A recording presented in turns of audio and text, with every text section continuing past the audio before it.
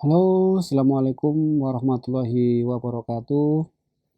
Mahasiswa yang saya banggakan, eh, pada pertemuan kali ini kita melanjutkan pertemuan sebelumnya, yaitu uji asumsi klasik.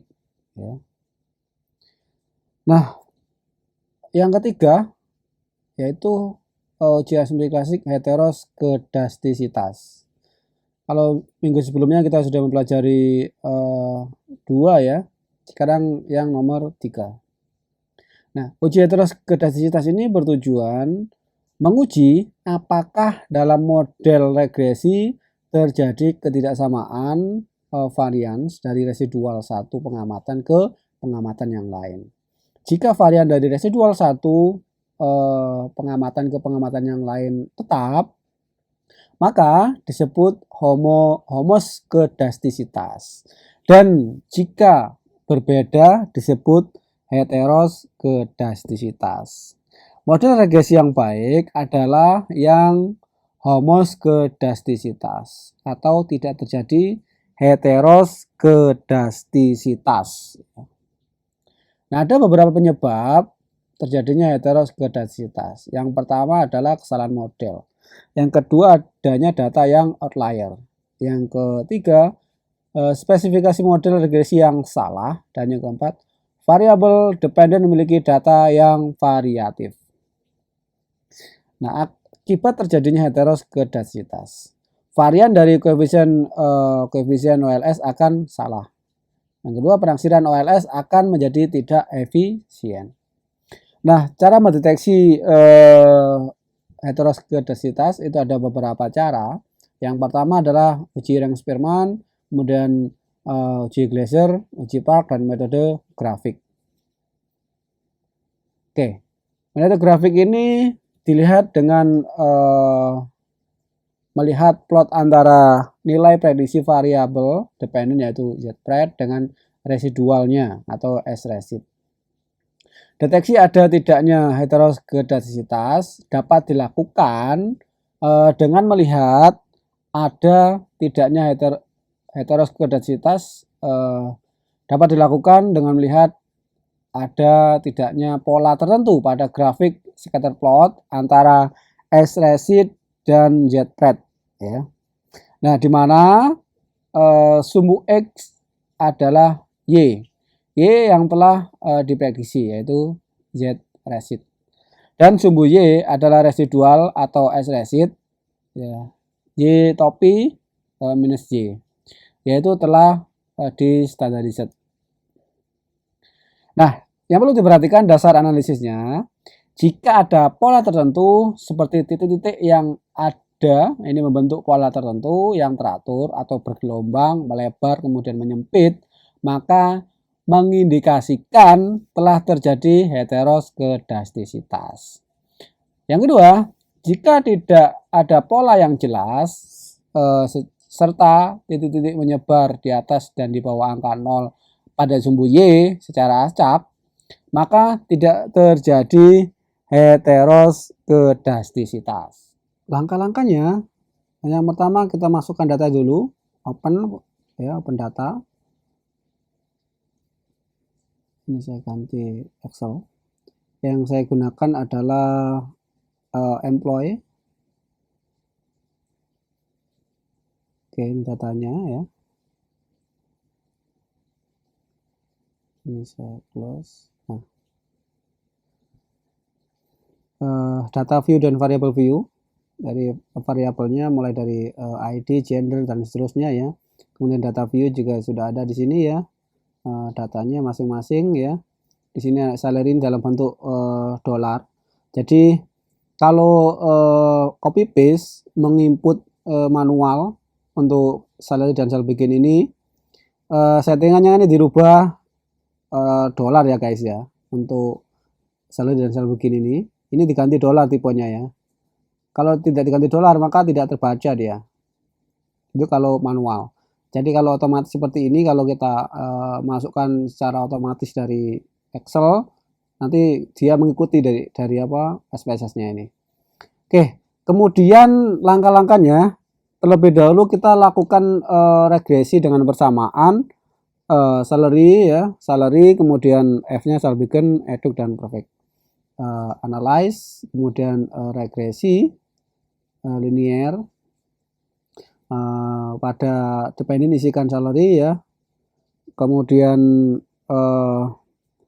diisikan berikutnya, isikan salary begin, eduk dan perfect.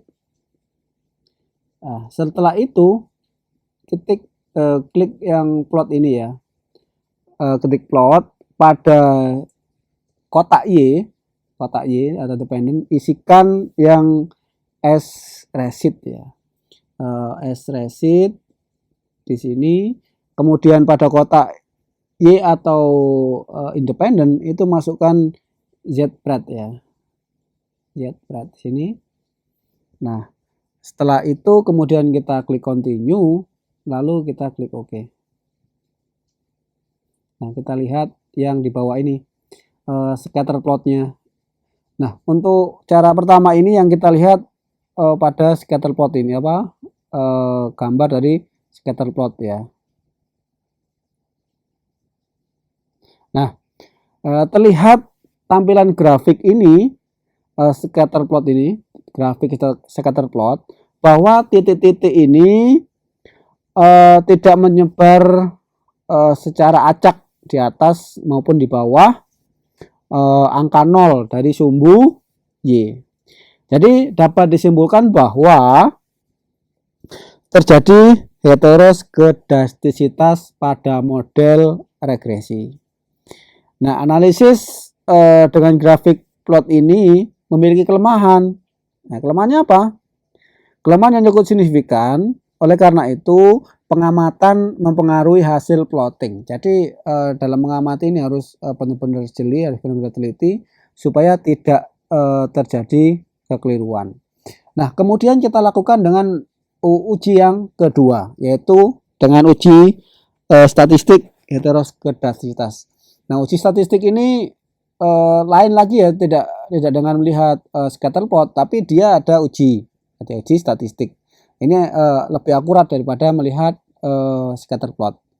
Nah, uji statistiknya ada beberapa macam. Yang pertama kita lakukan dulu dengan uji part ya. Nah, langkah-langkahnya, karena tadi kita sudah meregresikan ya, kita sudah melakukan regresi. Nah, untuk lakukan regresi ini, kemudian kita kita akan mencari nilai residualnya, yaitu save. Kemudian kita centang residualnya, kemudian continue, lalu kita klik OK. Ini abaikan aja yang ada di dalam kotak, tapi kita melihat yang ada di dalam data view. Nah, di sini ya, keterangannya adalah res 1, residual 1. Kemudian kita sekarang sudah memiliki data variabel residual. Kita anggap ini mu1, mu i ya. Jadi dengan data nama variabelnya res 1. Kemudian kita kuadratkan mu i, jadi residualnya kita rubah atau kita anggap sebagai variabel mu i. Nah, kita kuadratkan dengan cara transform, kemudian compute variable. Nah, di sini kita beri nama u, karena mu kan susah simbolnya, jadi kita ganti menjadi 2, mu i begitu ya. Kemudian kita klik residual di sini. Nah, di sini kita masukkan residual. Kemudian karena kita kuadratkan berarti kita kali ya. Residual dikali residual 1 dikali residual 1. Nah, ya kan? Kemudian kita klik OK. Nah, kita lihat lagi pada data view. Nah, di sini variabelnya sudah muncul ya, mu 2i ya, mu kuadrat i ya, mu kuadrat i. Nah, kemudian setelah kita kuadratkan, maka langkah berikutnya adalah semua variabel mulai dari mu 2i, kemudian salary begin, eduk, perfect, ini kita logaritma natural atau kita ubah menjadi bentuk ln, logaritma natural, begitu ya. Nah, caranya terlebih dahulu kita ubah yang variabel independen dulu. Jadi transform, kemudian compute variabel. Ini kita hapus saja ini. Nah, ini kita ubah dulu.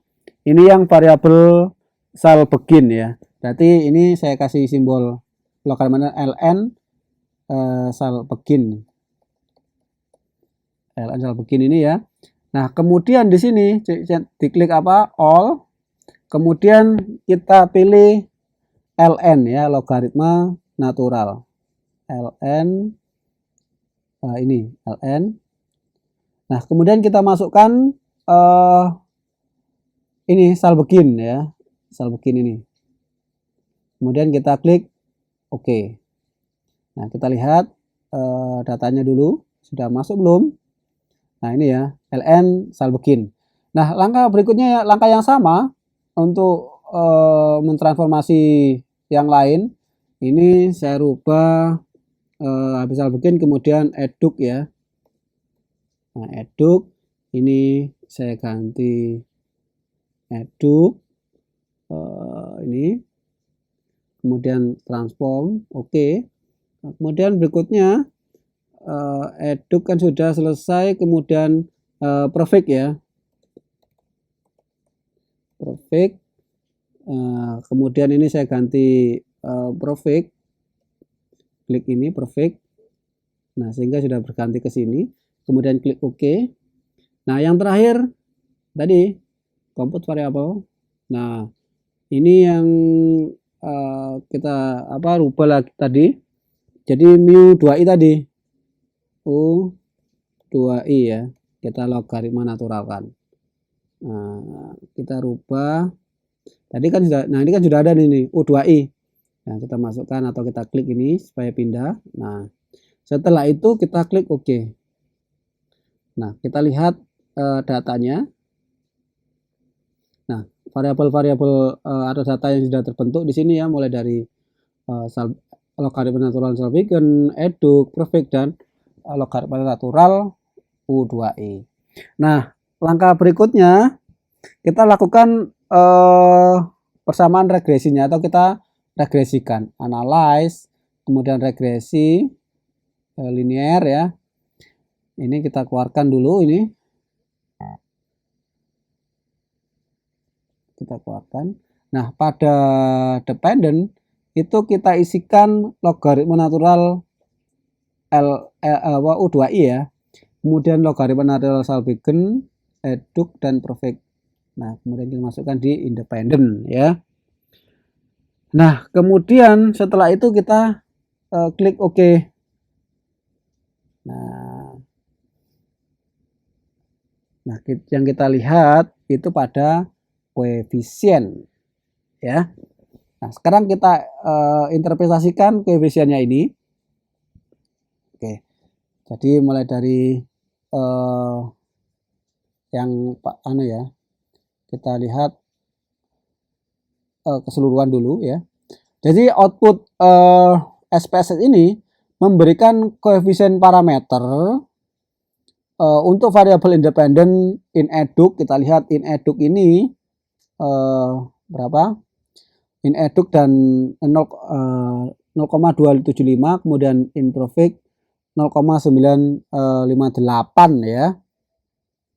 Nah, dua variabel tersebut dia tidak signifikan ya, tidak signifikan, yang berarti tidak ada heteroskedastisitas ya. Jadi signifikasinya kita lihat di 0,01 ya, dia tidak signifikan. Maka saya ulangi lagi, berarti tidak ada heteroskedastisitas. Tetapi pada variabel logaritma natural sal begin ini dia signifikan ya, karena nilainya 0,00 probabilitasnya ya. Jadi untuk uji yang sal begin ini secara statistik pada tingkat kepercayaan 0,01 yang berarti terdapat heteroskedastisitas. Nah, jadi pada sel Beacon ini terjadi atau terdapat heteroskedastisitas. Nah, berikutnya kita lakukan uji yang berikutnya atau uji Glaser ya. Nah, uji Glaser ini seperti halnya uji Park ya. Uji Glaser mengusulkan untuk meregres nilai absolut residual, absolut UI atau mu I terhadap variabel independen lainnya dengan persamaan berikut. Jadi mu I sama dengan A plus BXI plus VI. Nah, jika B signifikan maka mengindikasikan terdapat heteroskedastisitas dalam model. Nah, langkah-langkahnya kita lakukan regresi dulu ya, regresi linier. Ini kita keluarkan dulu. Kemudian kita masukkan lagi yang salary pada variabel dependent, kemudian sel begin pada variabel independent, eduk independent, dan profit pada variabel independent ya. Nah, kemudian kita mendapatkan nilai residual ya. Untuk mendapatkan nilai residual ini tadi kan sudah kita dapatkan nilai residual ya di save ini kan. Nah, kan tadi sudah ada residual, kita tinggal menggunakan yang tadi saja. Jadi tidak perlu diklik lagi karena sudah ada ya. Karena sudah ada. Kemudian atau kita praktekkan aja nggak apa-apa. Ya, kita masukkan lagi di sini. Nanti akan ada yang baru lagi ya di situ. Nah, kita lihat, kita cek. Nah, di sini jadi res 3 jadinya ya. Nah, kemudian kita transform, kemudian compute variabel. Nah, berikutnya kita absolutkan nilai absolut UI. Jadi ini kita hapus, ini juga saya hapus. Ini ya kita buat atau kita kasih nama ABS UI ya. UI. Nah, di all, kemudian di sini dipilih ABS ya. Kita klik ABS. Nah, kemudian kita masukkan variabel ini ya, unstandarized ini. Setelah kita transform, kemudian kita klik OK. Kita lihat datanya ya. Nah, di sini sudah ada ABS UI gitu ya. Nah, setelah itu kita regresikan. Nah, kita regresi linier ya. Kemudian ini saya keluarkan. Kemudian ini saya ganti absolute UI. Nah, ini absolute UI kita masukkan di variabel dependent. Nah, yang variabel independent tetap ya, sel begin, eduk, dan profit. Nah, setelah itu kita klik OK. Nah, hasilnya sudah keluar guys. Sekarang kita enter prestasikan. Yang pertama kita lihat pada koefisien ya.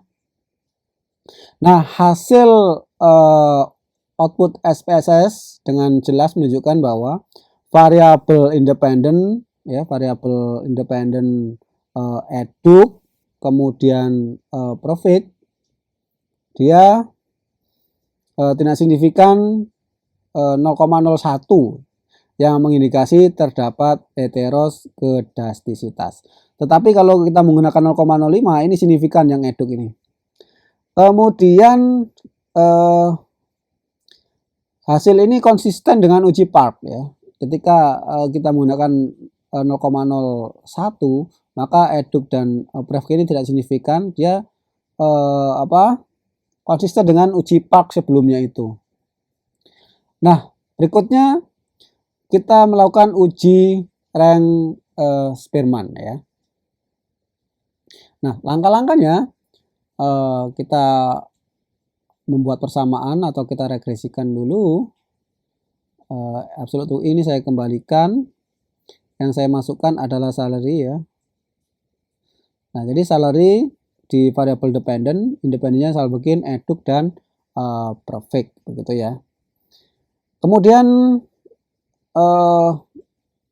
kalau mau membentuk apa ini residual ya, unstandardized residual, kita klik karena kita tadi sudah ada ya, sudah membentuk, nggak apa-apa kita praktekkan aja nanti supaya teman-teman nggak bingung.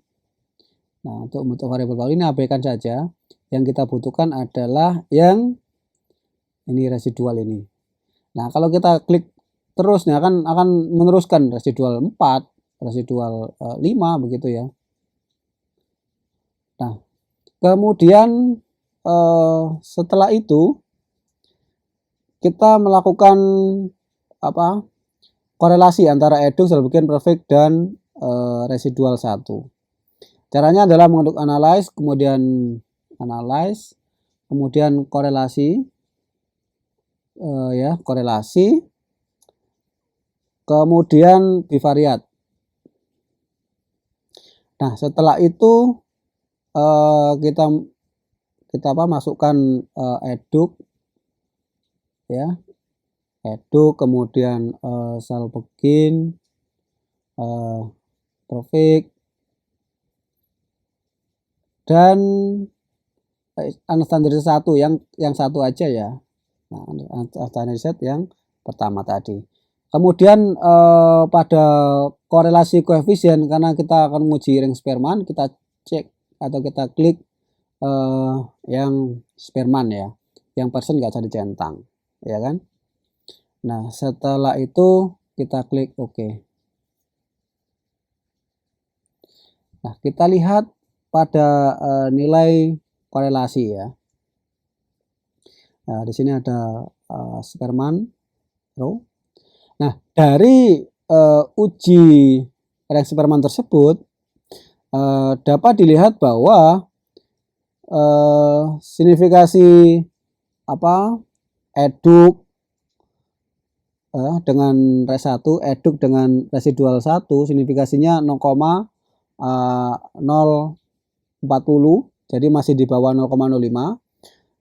Berarti terdapat gejala heteroskedastisitas ya, atau HO ditolak.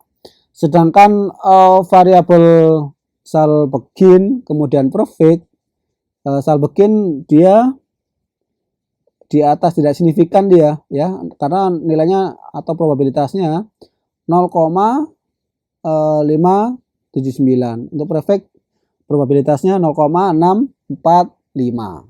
Karena di atas 0,5 ya, saya ulangi lagi, karena nilai probabilitas salbegin dan perfect terhadap residual, unstandardized residual tersebut nilainya di atas 0,05, berarti tidak terdapat gejala heteroskedastisitas. Sekarang uji asumsi klasik yang keempat, yaitu normalitas.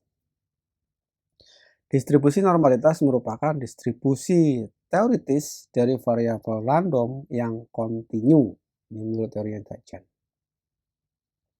Nah, bertujuan untuk menguji apakah dalam model regresi variabel pengganggu atau residual memiliki distribusi normal.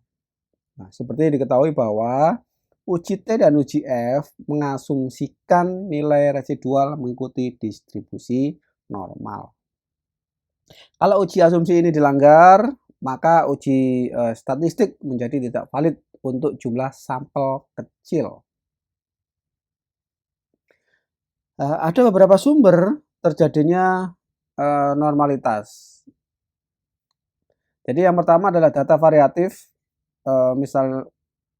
misalkan ukuran perusahaan, jumlah data yang terlalu kecil atau kurang dari 30.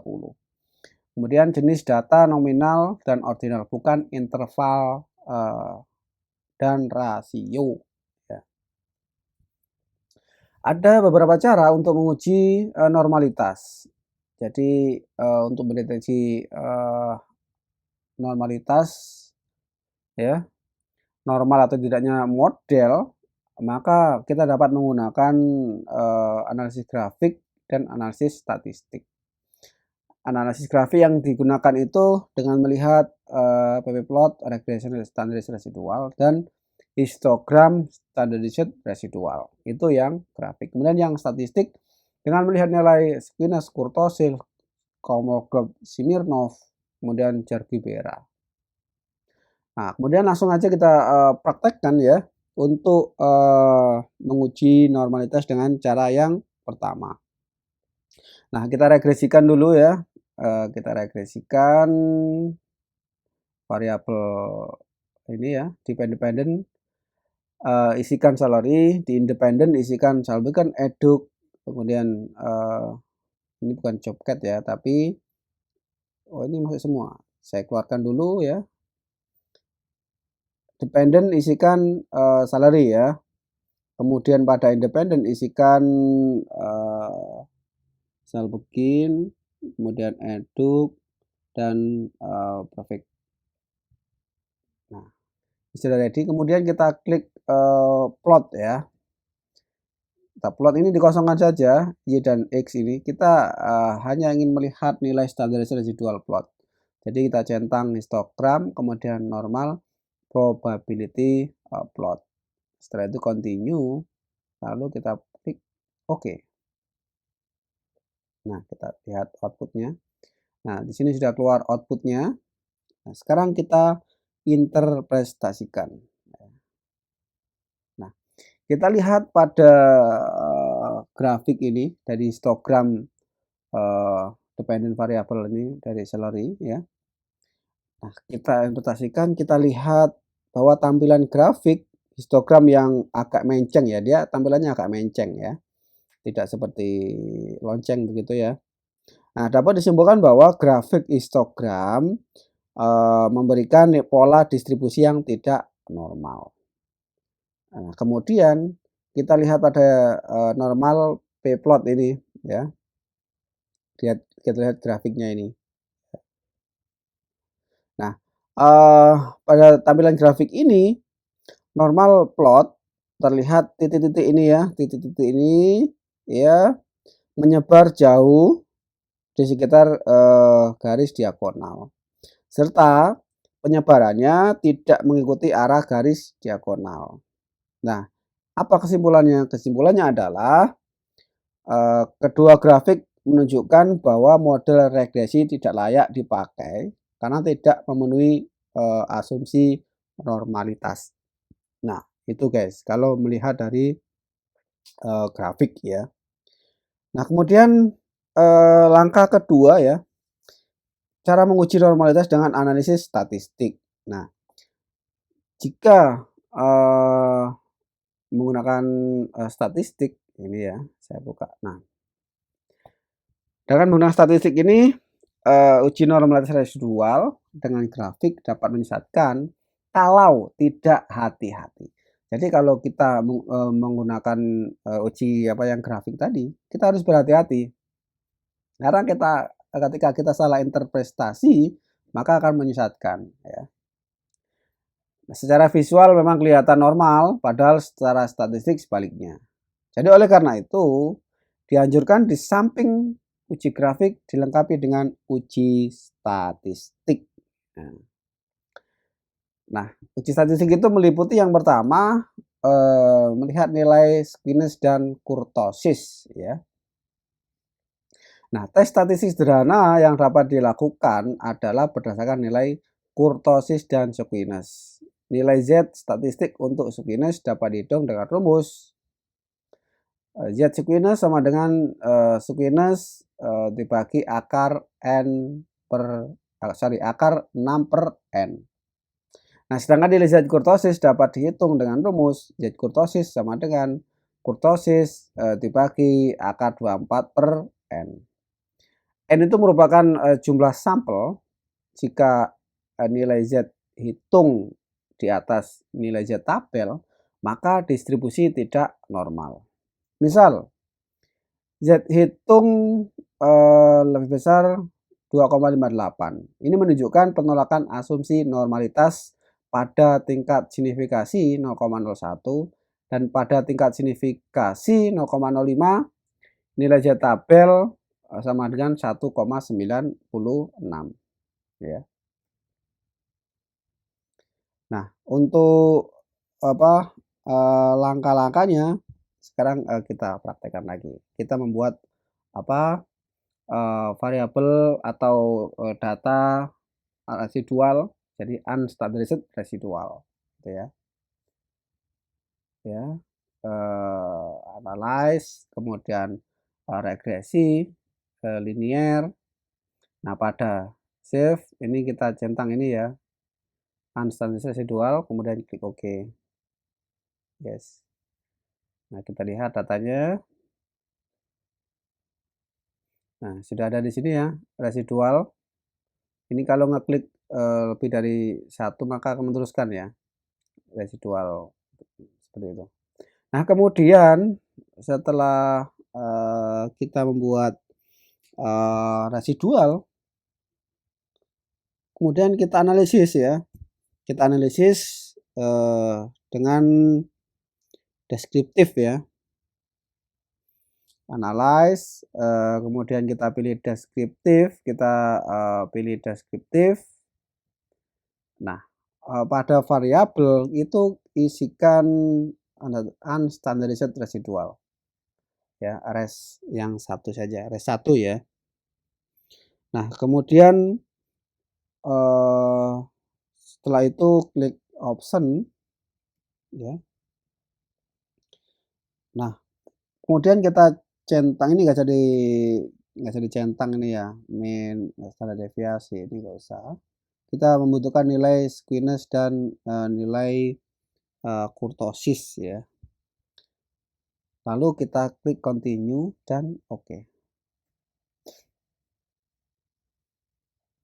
Kita lihat nilai skewness dan nilai kurtosisnya. Mana ini? Nah, ini yang paling bawah sendiri nih.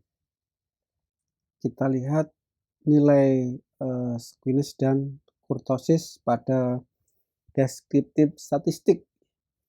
Skewness nilainya 1,644 sedangkan kurtosis nilainya 8,783. Oke. Kita lihat di PPT itu. Dari hasil skewness dan kurtosis dapat dihitung nilai Z skewness dan Z kurtosis sebagai berikut. Z skewness sama dengan 1,644 dibagi akar 6 per 474 sama dengan 14,7899.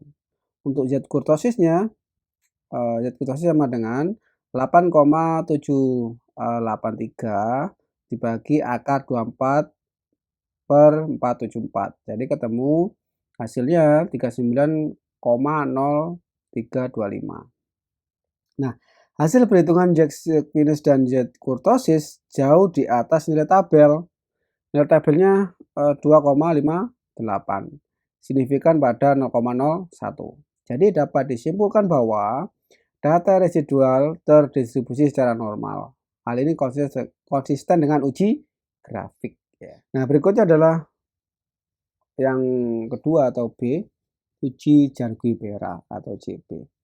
Nah, uji JB adalah uji normalitas untuk sampel besar ya. Nah, pertama hitung nilai skewness dan kurtosis untuk residual. Lakukan uji JB statistik dengan rumus JB sama dengan N dalam kurung S kuadrat dibagi 6 ditambah K-3 kuadrat dibagi 24 ya. Dimana N besarnya sampel, sedangkan S koefisien skewness dan K koefisien kurtosis ya. Nah, nilai JB statistik mengikuti distribusi chi-square dengan 2 degree of freedom. Nah, berdasarkan nilai skewness dan kurtosis, nilai JB statistik sebagai berikut ya. JB sama dengan 474 ini dari sampelnya, jumlah sampel. 1,644 kuadrat dibagi 6 ditambah dalam kurung 8,783 dikurang 3 tutup kurung kuadrat dibagi 24. Maka ketemu hasilnya 874,0173 ya. Nah, nilai JB ini kita bandingkan dengan nilai tabel chi-square dengan 2 degree of freedom sebesar 9,2103. Signifikan pada 0,01. Maka kita menolak hipotesis 0 yang menyatakan residual terdistribusi secara normal. Nah, kesimpulannya residual tidak terdistribusi secara normal. Jadi konsisten dengan uji Squinish dan uji kurtosis ya. Nah, berikutnya yang ketiga atau C, uji Kolmogorov-Smirnov ya, atau disingkat KS. Nah, uji statistik lainnya yang dapat digunakan untuk menguji normalitas residual dengan uji statistik non parametrik Kolmogorov-Smirnov KS ya. Jadi uji KS ini dilakukan dengan hipotesis H0 residual terdistribusi normal, sedangkan HA-nya residual tidak terdistribusi secara normal. Oke, jadi langsung saja analisis kita praktekkan ya. Dengan apa? Dengan cara yaitu kita klik analyze ya, kemudian pilih non parametric test ya, kemudian kita pilih legacy ya, legacy, kemudian setelah itu kita pilih KS-1. Nah, ini. Nah, kemudian masukkan standarisasi residual itu ya ke dalam tes variabel atau variabel tes. Kita masukkan. Nah, setelah kita masukkan di dalam tes variabel list, kemudian kita klik OK ya. Kita lihat hasilnya ini. Jadi di tabel one sample Kolmogorov-Smirnov test ya. Oke. Dari output ini, dari output SPSS ini dapat kita lihat nilai Kolmogorov-Smirnov itu sebesar berapa? 0,122 ya, dan signifikan dia, signifikan di bawah 0,05 ya, sehingga H0 ditolak, yang berarti residual tidak terdistribusi secara normal. Nah, hasilnya konsisten dengan uji sebelumnya ya. Nah, kemudian pengobatan normalitas ya. Sampel diperbesar, jadi usahakan di atas 100 ya, ikuti kaidah dalil central limit theorem. Nah, yang kedua, melakukan transformasi data ya, baik itu menggunakan logaritma natural, akar, arsian, skor, faktor ya. Kemudian yang ketiga menggunakan regresi non parametrik. Oke. Nah, berikutnya uji asumsi klasik yang kelima ya, uji linearitas ya.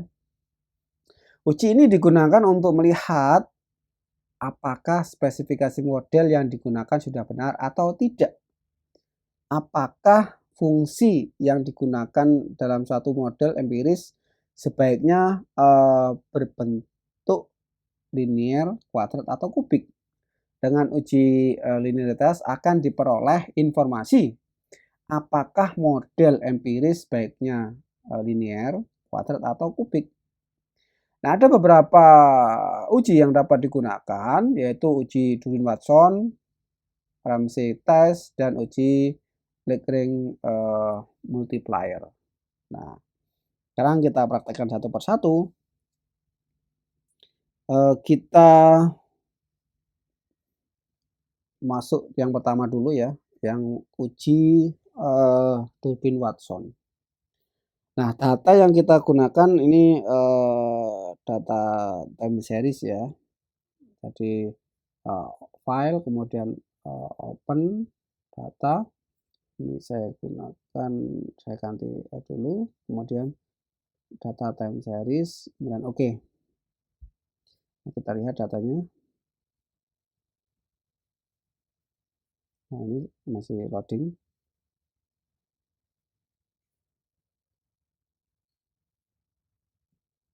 Nah, ini datanya yang akan kita gunakan, ini data time series gitu ya. Nah, berikutnya kita akan meregresikan dua persamaan ya. Jadi kita akan meregresikan dua persamaan linier ya dan kuadrat seperti berikut. Nah, ini yang persamaan pertama. LMSCR sama dengan B0 plus B1 LGDPR plus B2R plus B3RF. Yang kedua, LMSCR sama dengan B0 plus B1 LGDPR plus B2R dan plus B3RF plus B4 LGDPR kuadrat plus B5 R kuadrat plus B6 RF kuadrat. Berikutnya, dapatkan nilai turbin Watson atau DW untuk masing-masing model. Nah, dengan mendasarkan pada nilai DW tabel, bandingkan nilai statistik ya. Jika signifikan atau berada pada daerah autokorelasi positif, maka spesifikasi model persamaan utama adalah salah atau misspecification. Nah, langsung saja kita praktekkan. Yang pertama kita buka filenya dulu, open ya, kemudian file. Saya gunakan data time series ya. Oke, nah ini datanya udah ready. Oke, kita lihat datanya di sini ya.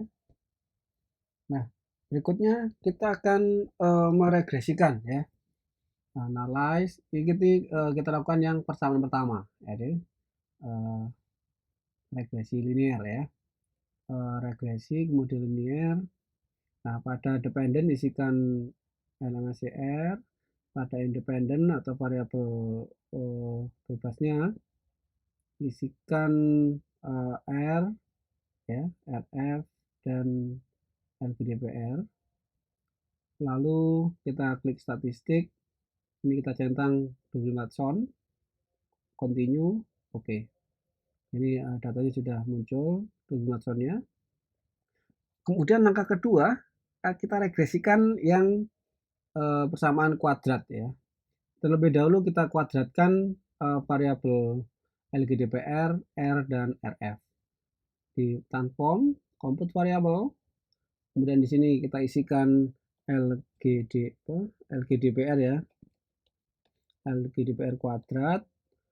Nah, pada numeric expression isikan LGDPR dikali LGDPR. Nah, untuk mencari nilai kuadrat bisa kita menggunakan perkalian ya.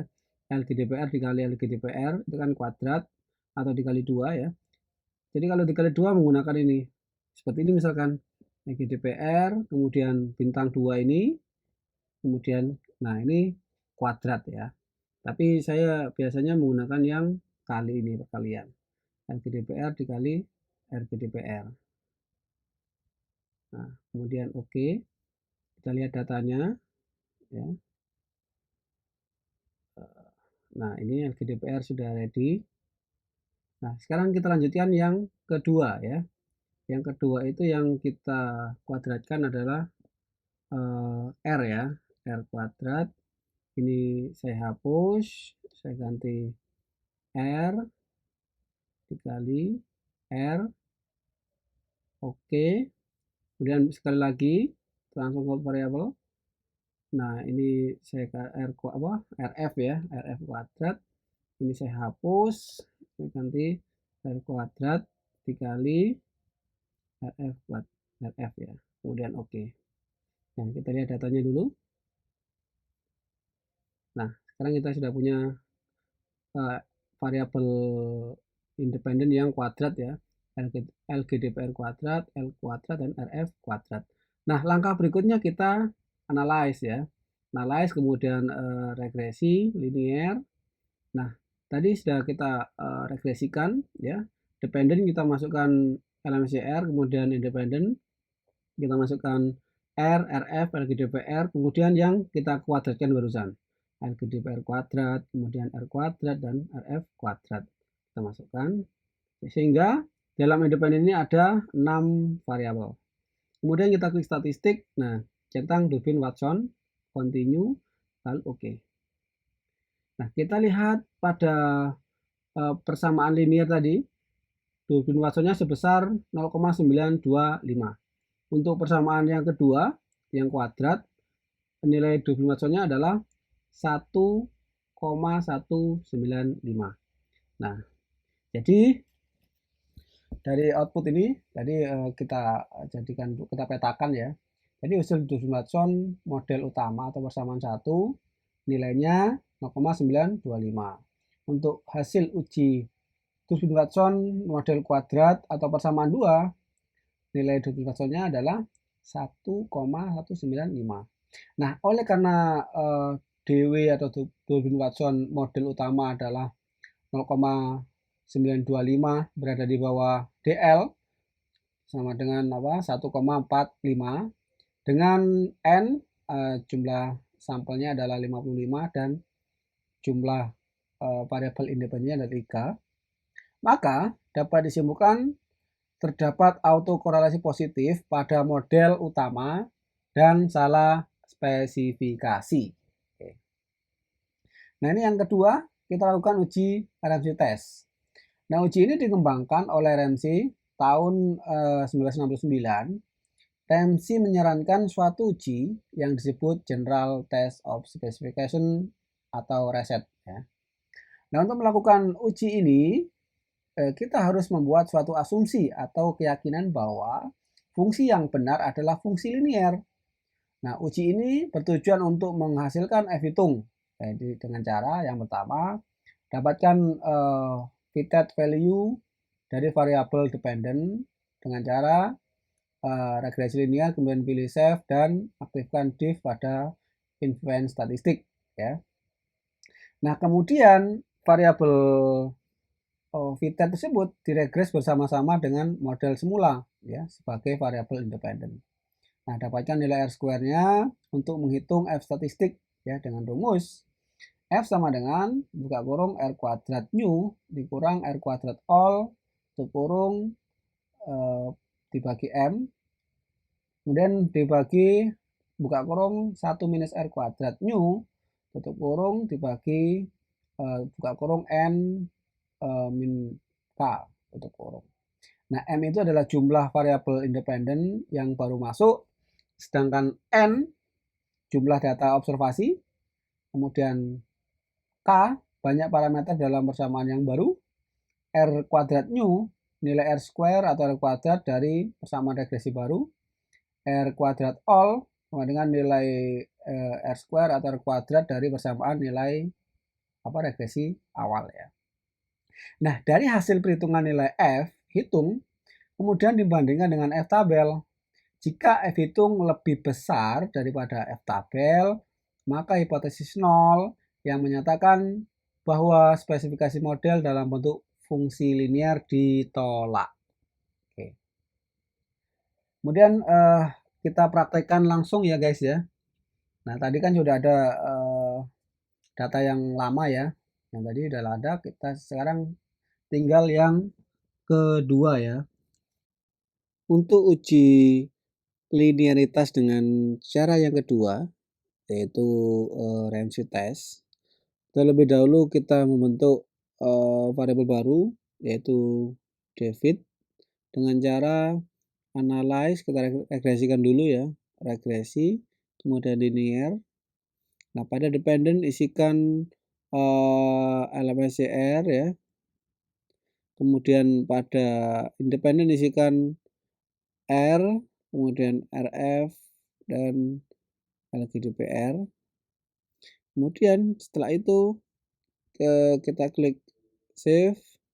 Nah, pada influence statistik centang yang David, kemudian continue, lalu oke. Abaikan output ini, kita lihat di data view ya. Nah, di data view ini sudah ada variabel baru atau namanya adalah DFF kalau di sini ya. Kemudian kita regresikan ya. Kita regresikan yang tadi, kemudian ditambahi dengan variabel baru yaitu David ini ya. Kita masukkan pada independen. Ya kan? Setelah itu ini nggak jadi centang ya karena sudah ada ya. Setelah itu baru kemudian klik OK. Nah, ini merupakan R² yang terbaru dengan tambahan variabel independen David ya. Ini yang barusan kita kerjakan. Kemudian untuk yang all atau yang lama kita lihat di sini tadi ya, persamaan yang satu tadi ya, yang umum sebelumnya itu R²-nya sebesar 0,953. Oke, kembali ke ini. Oke, kembali ke R² yang ada David-nya ya, 0,991. Nah, oke. Nah, kita breakdown satu persatu. Nah, tadi sebelumnya itu saya mengerjakan nilainya adalah 0,970. Nah, barusan yang saya kerjakan itu nilainya 0,991 ya. Nah, kira-kira nanti kalau kawan-kawan mengerjakan ya sesuaikan dengan outputnya ya, sesuai dengan output. Nah, ini kita jelaskan satu persatu. Kita lihat hasil output SPSS di samping ini menunjukkan bahwa R² new itu sebesar 0,970. Nah, sedangkan R square atau R kuadrat all 0,953. Itu dapat dilihat pada regresi utama sebelumnya tadi yang sudah kita kerjakan. Nah, jumlah variabel independen yang baru masuk adalah 1, yaitu David. Nah, dan N jumlah observasi 55 dan jumlah parametrik K yang baru adalah 5 ya, ketambahan satu variabel. Dari data ini kita hitung besarnya F hitung. F hitung sama dengan 0,970 minus 0,953 per 1 dibagi 1 minus 0,970 dibagi 55 minus 1. Jadi ketemu hasilnya 28,33. Nah, F tabel dengan degree of freedom DF sama dengan N min K sama dengan 50 dan jumlah parameter 4 ya adalah 2,56. Jadi F hitung lebih besar daripada F tabel. Maka dapat disimpulkan bahwa hipotesa 0 ditolak ya, yang berarti model regresi tidak dalam bentuk linier ya. Nah, kemudian kita lakukan uji atau cara berikutnya adalah Lagrange multiplier. Uji ini merupakan alternatif dari Ramsey test dan dikembangkan oleh Angel tahun 1982. Estimasi dengan uji ini bertujuan untuk mendapatkan nilai C kuadrat hitung atau N kali R square.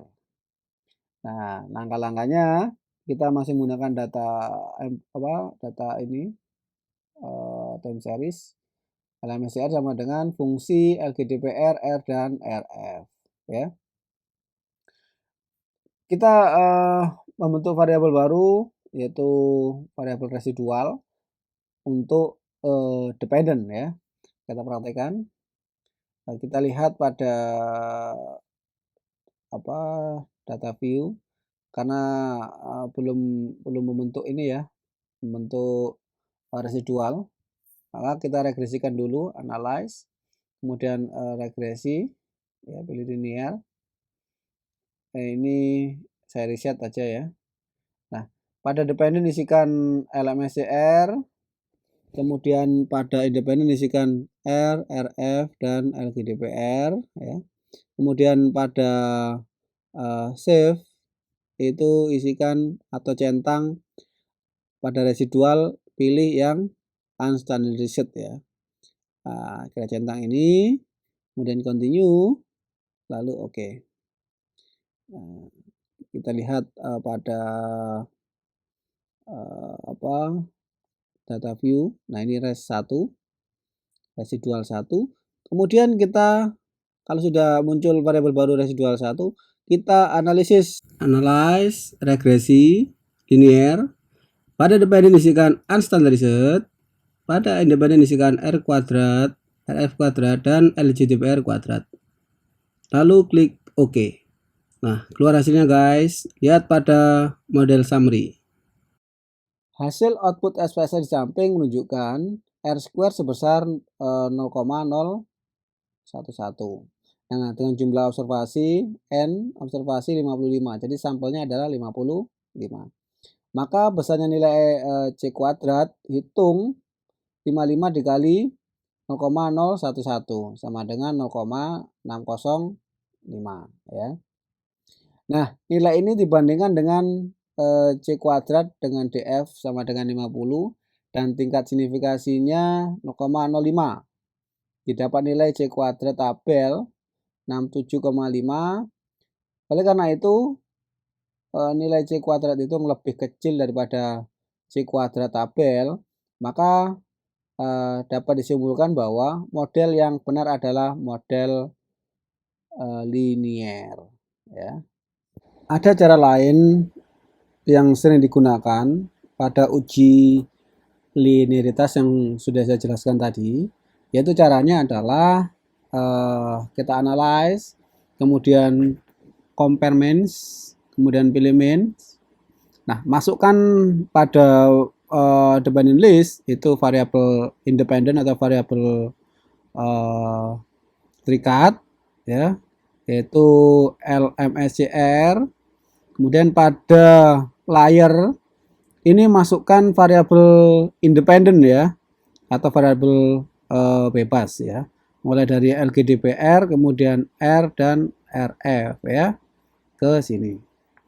Nah, kemudian pada option itu pilih test for linearity, lalu continue, kemudian OK. Nah, kita lihat outputnya di sini guys, di ANOVA table ya. Hubungan antara LMSCR dengan R.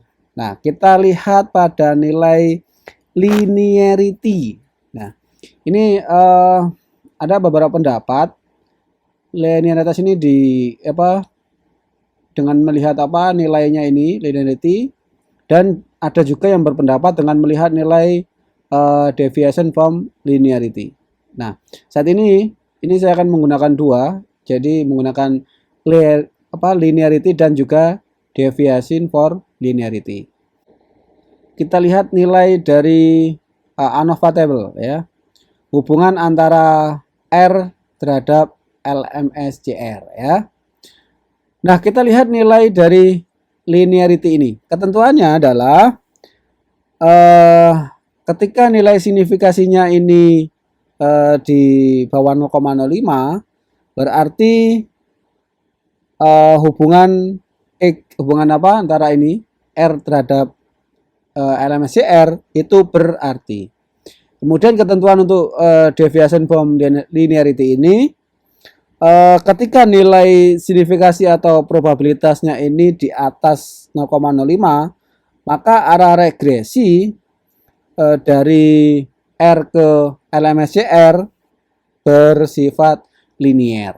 Jadi ada dua persepsi yang mengatakan menggunakan linearitas, juga ada yang menggunakan deviasi from linearity. Nah, tapi pada saat ini saya menggunakan dua-duanya ya guys ya. Jadi yang pertama linearitas. Apa linearity? Nah, kita lihat nilainya. Karena nilai signifikasi atau probabilitasnya ini di bawah 0,05, maka hubungan antara R dan LMSCR itu berarti. Nah, kemudian kita lihat pada yang bawahnya atau deviation from linearity. Karena nilai signifikasi atau probabilitasnya ini di atas 0,05, maka arah regresi antara R terhadap LMSCR bersifat linier. Nah, begitu. Kemudian kita lihat pada variabel berikutnya. Nah, ini LMSCR terhadap dan RF ini tidak terdetek ya. Kita lihat yang bawah dulu. LMSCR terhadap LGDPR ya. Kita lihat nilainya. Nah, linearity dari LGDPR terhadap LMSCR dia signifikan ya. Karena nilai signifikasi atau probabilitasnya ini di bawah 0,05. Berarti hubungan antara LGDPR dengan LMSCR itu berarti. Kemudian kita lihat pada nilai deviation from linearity. Nah, signifikasinya nilainya ini di atas 0,05, yaitu sebesar 0,971. Nah, berarti arah regresi antara LGDPR terhadap LMSCR bersifat linier. Nah, itu guys. Demikian pertemuan pada kali ini. Kita lanjutkan minggu depan dengan topik yang berbeda.